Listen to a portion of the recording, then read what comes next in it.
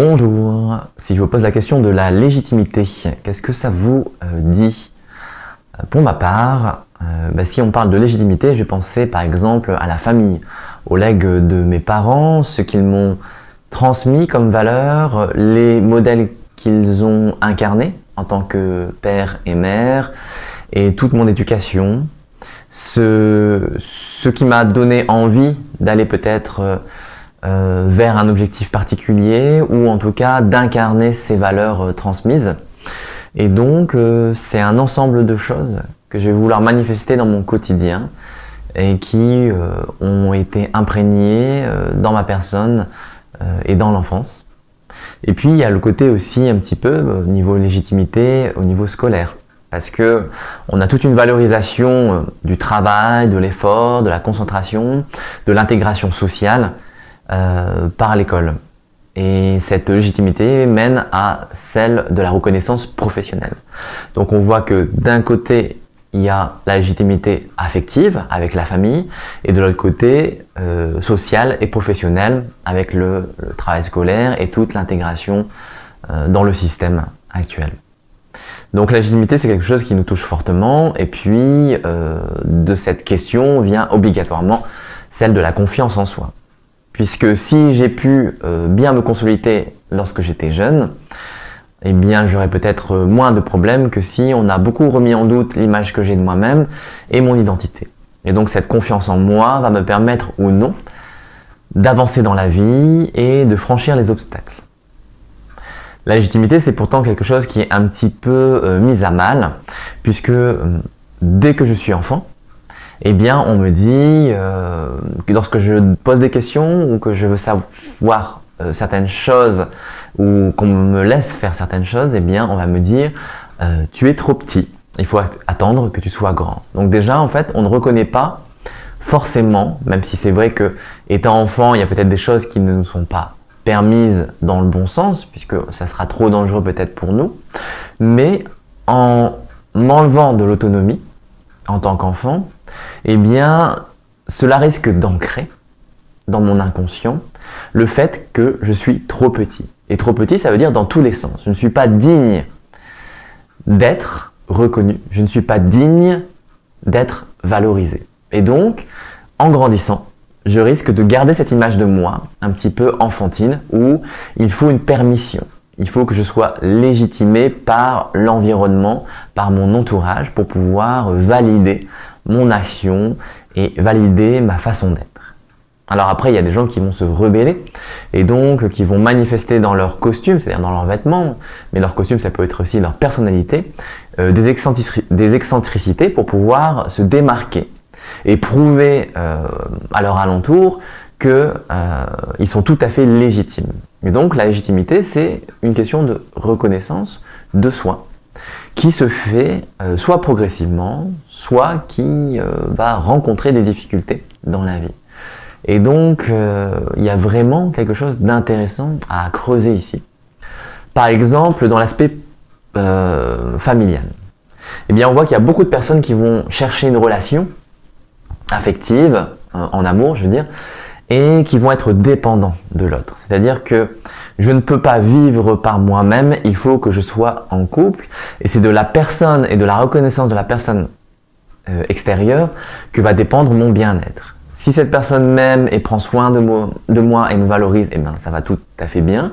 Mais si elle me rejette et elle me dit que je suis un moins que rien, eh bien je vais croire cette image de moi et je vais m'enfoncer un petit peu dans les affres de la méfiance et de la défiance. Donc, cette non-légitimité affective, c'est quelque chose qui est à travailler et souvent ça vient un petit peu, malgré tout ce qu'on en pense, effectivement, de l'image envoyée par les parents et par la famille. Donc ça va nous imprégner tout au long de la vie et si on sent qu'on a un travail à faire de ce côté-là, eh bien souvent c'est juste, c'est-à-dire qu'il y a tout un ensemble d'identités ou de fausses identités que l'on s'est créées. Ce sont des croyances auxquelles on est attaché et du coup qui vont façonner, qui vont forger notre réalité quotidienne. Pour s'en détacher, c'est souvent un très gros travail et c'est pour ça que la famille, c'est quand même souvent du lourd, surtout que si on a vécu une enfance pas très heureuse, eh bien on reproduit énormément de schémas, que ce soit par opposition ou par adhésion. eh bien on est complètement pieds et poings liés à ces structures mentales, émotionnelles, et donc ça se manifeste aussi au niveau physique et énergétique. De l'autre côté, souvent, par notre expérience passée, eh bien, on va reconnaître des situations qui vont nous enfermer un petit peu dans ce moutonisme, on va suivre l'autre, et on va plonger du haut de la falaise dans les difficultés. Et ça se ressent aussi au niveau professionnel. Et ça, par exemple, je peux vous donner mon exemple. Comme tout le monde, hein, j'ai parfois des doutes, et puis il y a cette confiance en soi qui, lorsque on débute dans une profession, notamment lorsqu'on est thérapeute par exemple, en tout cas des thérapies alternatives, qui ne sont pas forcément reconnues par tous et qui ne sont pas légitimées justement par l'État et par la médecine classique, eh bien on peut se demander à quel moment et à quel point notre façon d'agir est valide. Est-ce que c'est quelque chose qui a son sens et sa place dans notre société? Alors bien sûr, on va dire oui, parce que les médecines alternatives, c'est quand même un bon complément à la médecine classique. Et justement, c'est là un petit peu où le bas blesse, je trouve, c'est qu'on dit c'est un complément. Donc ça veut dire que déjà, on ne reconnaît pas les thérapies alternatives comme une médecine à part entière, mais plutôt comme quelque chose de secondaire. Quelque chose qui va venir ensuite, après la médecine classique, et pas quelque chose comme de premier plan. Donc en second ordre, on fera appel à un énergéticien, un magnétiseur, à un naturopathe, à un ostéo, etc., etc. Donc si vous êtes praticien dans les domaines des médecines parallèles, et vous voyez, médecine parallèle, ça veut dire qu'en fait on est secondaire. Donc moi je trouve qu'il faut mieux dire médecine énergétique ou médecine naturelle plutôt que de dire médecine alternative ou médecine parallèle. Après, dans le cadre de la reconnaissance, bien sûr, il vaut mieux se protéger un petit peu. Mais voilà. Et donc, en tant que praticien, énergéticien, magnétiseur, ayant commencé d'abord par la médecine chinoise, et encore la médecine chinoise, peut-être même vous ne savez pas ce que c'est, la médecine chinoise, ça regroupe 5 domaines. Donc, le plus connu, c'est l'acupuncture, mais il y a également tout ce qui est diététique, donc c'est-à-dire la manière de s'alimenter, pharmacopée, l'utilisation des plantes, minéraux, etc. Le massage, qu'on appelle le tuna, et puis le qigong thérapeutique. Donc c'est une médecine assez complète et qui va traiter tous les aspects de l'être humain. Par contre, dans ma pratique, j'en suis venu très rapidement à tout ce qui est soin par le toucher, donc en énergétique pure, et donc ce qu'on appelle chez nous un petit peu plus fréquemment le magnétisme, même si on pourrait redéfinir les choses. Et moi j'ai développé ma propre manière de faire, comme beaucoup de praticiens d'ailleurs, mais du coup la question se pose, est-ce que ce que je fais est légitime, puisque ça n'est pas quelque chose de courant, reconnu par un grand nombre de personnes, en tout cas un suffisamment grand nombre de personnes, et la remise en question avec tout le scientifisme et les gens qui se disent rationnels et qui mettent en doute l'efficacité de ce genre d'approche. Eh bien, dans la légitimité et donc dans la confiance en soi, c'est un gros travail, je pense qu'on a tous à faire. Après, c'est valable à mon avis, quelle que soit votre activité et quelle que soit votre situation. Il y a souvent une remise en question. Et même souvent, même les personnes qui sont très affirmées, très sûres d'elles-mêmes, je pense que c'est souvent un petit peu une cuirasse mise sur une véritable faiblesse. Quand la personne semble trop fière de ce qu'elle fait, quand elle semble trop, complète, et il y a quelque chose d'un petit peu louche, parce que je pense que quand on est équilibré et qu'on n'a pas peur de s'affirmer, eh bien il y a quand même des fois où on va être blessé dans l'identité, puisqu'on va affirmer une certaine identité, mais on ne va pas nier la réalité des choses. Et donc il y a peut-être des moments où on va être mis en défaut. Quelqu'un qui n'est jamais mis en défaut, c'est à mon avis une apparence, ou alors vraiment quelqu'un qui est complètement détaché. Ce qui est très bien, mais à mon avis qui est très rare. Donc, par rapport à la légitimité professionnelle, moi j'ai senti qu'il y avait une difficulté dans les termes. C'est-à-dire que, par exemple, magnétisme, magnétiseur, c'est quelque chose qui était moins facile pour moi au départ à placer plutôt que praticien en médecine chinoise. Pourquoi? Je pense que c'était une question personnelle. Et donc, dans la légitimité de l'image de soi, eh bien c'est un travail à poser les choses, à les laisser décanter en soi-même et s'affirmer dans le sens où je sais ce que je suis, je sais ce que je fais.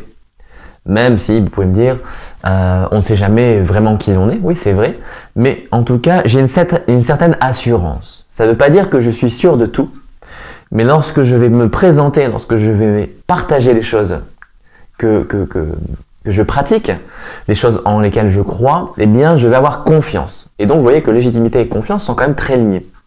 La légitimité, je pense que c'est de l'ordre de la proposition. C'est-à-dire que je vais faire une proposition de quelque chose, par exemple, un métier ou une façon d'être affirmée.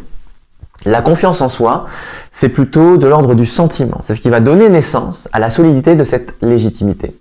Quand j'ai confiance en moi et dans les choses que je fais, je vais pouvoir les partager et faire passer en fait cette confiance. Et donc, les gens vont ressentir que je suis un bon professionnel, que je connais bien mon terrain, que je maîtrise les choses et ils vont me faire aussi confiance. Et donc, la confiance sera réciproque, mais je pense que ça part de moi-même. C'est-à-dire que si je me sens confiant et donc légitime, eh bien, les choses dans les relations avec les autres vont se dérouler aussi de cette manière-là. Bien sûr, je pourrais toujours rencontrer des gens qui seront opposés à ma manière de voir, et c'est très bien, parce que grâce à ça, je vais pouvoir m'éprouver.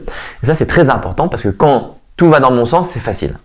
Mais quand quelque chose fait obstacle, c'est là que les difficultés commencent. Et justement, c'est en s'éprouvant au contact des gens qui ne sont pas d'accord avec moi, ou qui vont me donner l'impression d'un certain défaut de moi-même, eh bien, je vais pouvoir travailler et développer ce détachement. Et donc, l'image de moi-même va pouvoir tomber sous les aspects négatifs et se relever dans des aspects positifs. Quand je dis négatif et positif, c'est dans le sens du développement. Mais ça veut dire que surtout, je vais relâcher toute cette conscience de moi-même qui me ramène vers des affects, que ce soit au niveau familial, que ce soit au niveau des échanges sociaux, professionnels, etc. Et de la créativité d'un ordre nouveau de moi-même, dans lequel je me sens bien, dans lequel je m'en sens assuré. Et restructurer un petit peu ma façon de voir les choses pour pouvoir dire non, vous pouvez penser ce que vous voulez, moi je pense comme ceci. Ça ne veut pas dire être buté. Je peux laisser et respecter l'image que l'autre a de moi-même, mais ça ne veut pas dire que je dois forcément me soumettre à ce que les autres ont envie de croire et de penser. Donc, c'est quelque chose qui doit se construire. Ça ne va pas naître de nulle part. Il y a à la fois tout l'aspect un petit peu blessure, parce que si par exemple depuis que je suis tout petit on me dit mais franchement toi tu sais rien faire, t'es nul, t'arriveras jamais dans la vie, c'est normal, tu ressembles tout à fait bon, à ton père ou à ta mère. Bon, peut-être que vous avez connu ça malheureusement, ou alors simplement pour des choses des fois futiles, on va être un petit peu comment dire, ignoré.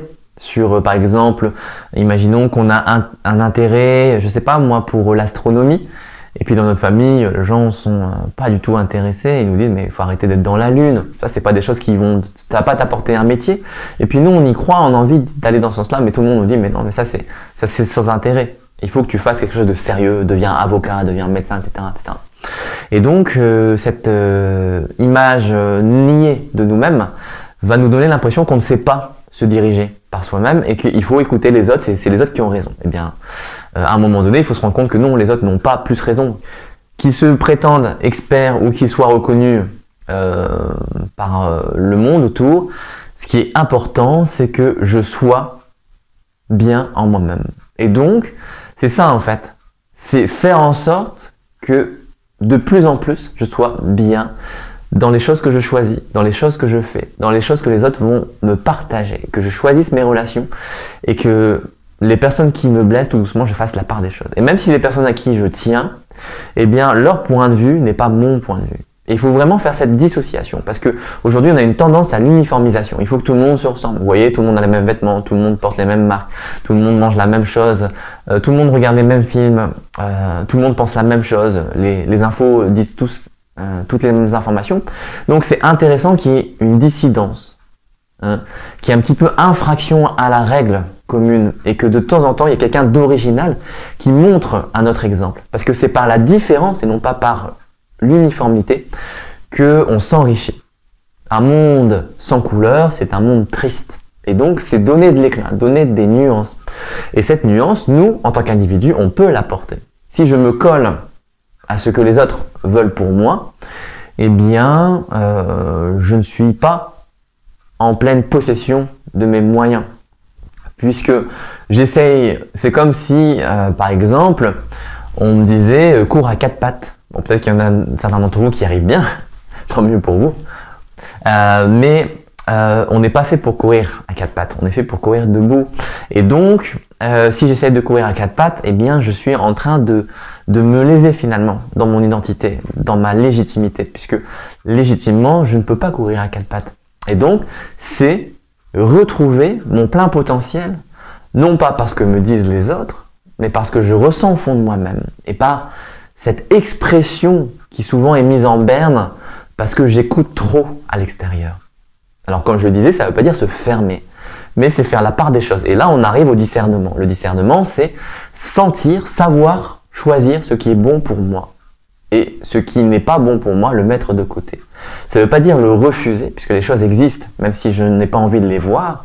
Donc je ne vais pas me cacher les yeux ou fermer mes oreilles et me taire par rapport aux choses qui me semblent inappropriées, mais je vais simplement essayer de côtoyer des personnes, des situations dans lesquelles je vais me sentir le mieux intégré. Et cette façon de voir les choses va tout doucement me donner cette aura qui donne l'impression que la personne est sûre d'elle-même et que je suis sûr de moi-même et que les gens vont percevoir comme une sorte d'affirmation. Mais ce n'est pas une affirmation, comme je le disais au départ, dans le sens d'un égocentrisme en disant c'est moi qui ai raison, c'est moi le meilleur, etc. C'est une affirmation dans une simplicité d'être. Je suis ce que je suis. Et c'est tout, en fait, tout simplement. Enfin, tout simplement, c'est difficile, je l'entends bien. Mais c'est un petit peu ce but à viser, c'est retrouver l'expression de moi-même plutôt que des choses factices. Laisser tomber les masques et arrêter de se balader en costume de carnaval et de faire le clown pour amuser la galerie, mais finalement d'être triste au fond de soi. Il faut, je pense, reconnaître toutes les parties de soi, même si des fois on est peut-être aux yeux des autres étranges, ou que nos intérêts ne sont pas du tout ceux du commun. Et donc, dans ce passage d'un modèle apparent et complètement, factice, je vais devenir quelque chose de vivant. Et ça va faire jaillir des sources spontanées en moi-même. Et du coup, ça va aussi raviver les forces intérieures. Et ces forces-là vont me donner cette confiance.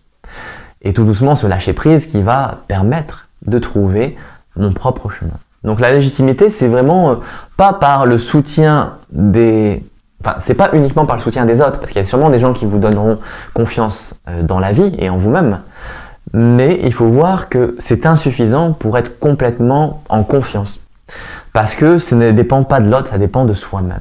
Et laisser tomber tout doucement ces pans de mur qui nous cachent la réalité, c'est un travail souvent très progressif. Il y a des moments où on va avoir des déclics, mais ces prises de conscience seront sûrement multiples. Et c'est ça qui va me donner la force de tout doucement reconnaître que je suis différent. Si j'essaie de faire comme les autres, en fait, finalement, je serai toujours malheureux. Parce que être pareil n'a rien d'enviable, en fait. Être pareil qu'eux, ça veut dire ne pas exister, tout simplement. Et nous, on a envie, au fond de nous-mêmes, d'exister. Donc, pour pouvoir exister, il faut vraiment être soi-même. C'est vraiment le conseil de base. C'est vraiment le principe le plus basique possible. Mais si on ne suit pas ce chemin, cette trajectoire, eh bien, forcément, on est à côté de la plaque. Même si on a une réussite sociale, économique, politique, eh bien, on est complètement à côté de ses baskets et on passe à côté de la vie, ce qui est dommage, puisque la vie est relativement courte en tant qu'être humain et il faut profiter de ce temps pour s'épanouir dans les choses qui nous correspondent et faire correspondre les situations avec ce que l'on est. Pour y arriver, bien sûr, moi je vous partage des choses par rapport à ça, surtout les arts d'énergie, les arts de bien-être, les arts d'équilibre qui sont par exemple le yoga, le qigong, la méditation. Ça c'est très important pour moi, la méditation. Après ça n'est pas indispensable, mais ça aide énormément.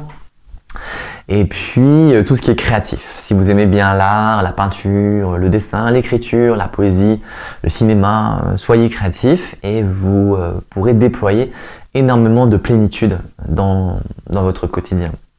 Osez aussi, il faut vraiment oser, oser, oser. Et même quand les autres nous disent ça n'est pas possible, ça n'est pas bien ce que tu fais, ça va pas marcher, il faut croire. Après, au pire, on n'y arrive pas de la manière que l'on pensait. Et ça donne une expérience. Ça me donne une expérience de tenter les choses. Les gens qui ont peur et qui ne tentent jamais rien, ils ne réussissent pas. Et c'est toujours très triste en fait, parce que il n'y a pas d'aventure en fait. Et s'il n'y a pas d'aventure, il n'y a pas de richesse. On ne peut pas découvrir un trésor simplement en restant dans son canapé. Alors peut-être, pourquoi pas, si c'est sous le sofa. Mais il faut déjà se baisser. Et donc il faut aller regarder là où il faut. Et donc regarder en soi-même. Il faut regarder en soi-même pour trouver ce fameux trésor.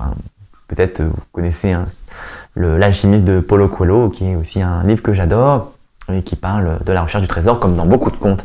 Et ce trésor, il est à l'intérieur de soi et c'est pas l'image des autres. C'est pas comment on appelle ça, les idoles, le fameux veau d'or de la Bible. C'est le trésor à l'intérieur, la lumière à l'intérieur de soi qui va nous éclairer, qui va m'éclairer sur mon chemin. Et c'est ça, cette richesse-là, elle est là, dans le cœur, dans la tête et dans toute la vie. La reconnaître dans chaque instant que je passe avec moi-même, dans chaque chose que je reconnais comme moi-même, en tout cas comme l'image de la réalité.